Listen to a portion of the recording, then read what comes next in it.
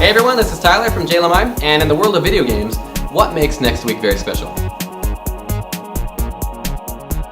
Yes, E3, Electronic Entertainment Expo, and this year's E3 will be held in Los Angeles from the 12th through the 14th of next week.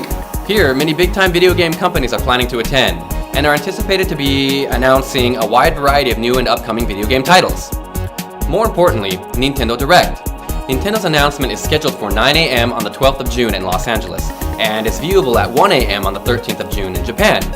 As of now, technically nothing's official or anything, but we're all quite confident saying that we'll hear something regarding the upcoming Super Smash Bros. Title for the Nintendo Switch, a rumored Yoshi title, Fire Emblem title, something regarding Metroid Prime for, Nintendo teased us last year, and by the way, that's my all-time favorite game, Metroid, and many others. Our concept and philosophy here at JLMI is fun language learning through popular Japanese content.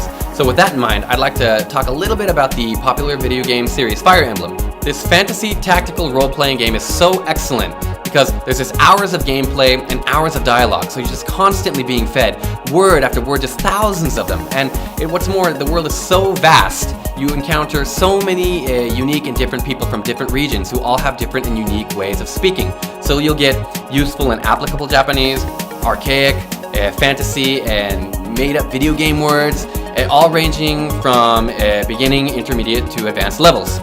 I'd like to recommend to you all Fire Emblem Awakening.